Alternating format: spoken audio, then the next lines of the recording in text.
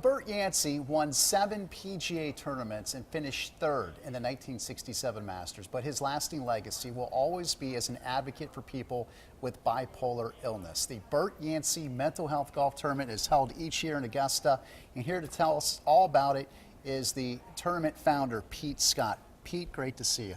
Glad to be here. Thanks for having me. You were great friends with Bert Yancey, and his story is remarkable. He actually spent 9 months in an Army psychiatric hospital before being honorably discharged in the early 70s. And back then, we didn't know much about bipolar disease as we know now. Doctors have really made some breakthroughs.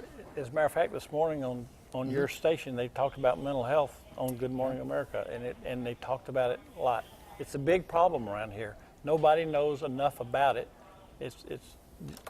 We're trying to get the word out through this golf tournament. You know, Bert Yancey was able to deal with this mental health illness and be very successful on the PGA Tour. He was an excellent golfer. It was amazing that he was able to balance that and win. And then, you know, from that point, he really did a great job of speaking to so many people who needed help. How was he able to do that? Well, take our tournament, for example.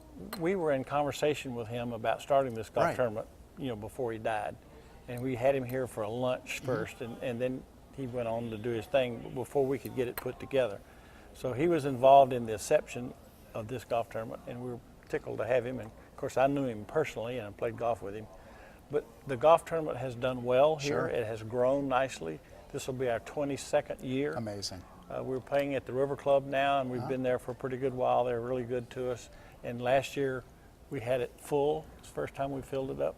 We put $25,000 back into this community, and it stayed right here.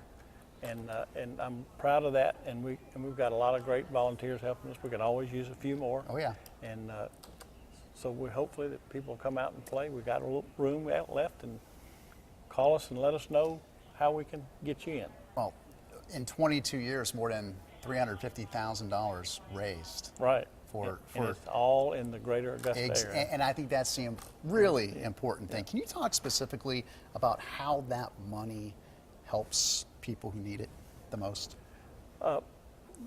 We fund money to 3 different agencies here, and we give it to them. They request money from us, how much they need and what kind of projects they're going to use them on. And I know a lot of it goes to educate some of their staff. In the case of Greater Augusta Mental Health, they've had some issues with some of their buildings that they feed them, and they have classes, and they train and retrain people down there.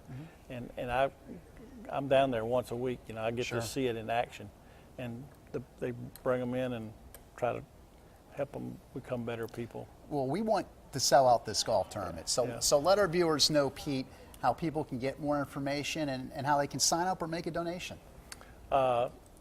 Call 706-736-4339. That's the Greater Augusta Mental Health Office, and they'll have information there.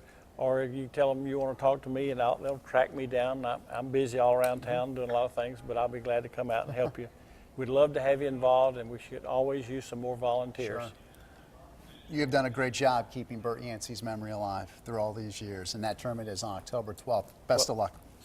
He's special to me. I Absolutely. know him well. Yeah. Well, I know it's a special relationship. Good luck with the tournament. Thank you very much. Pete Scott, thank you. Mary?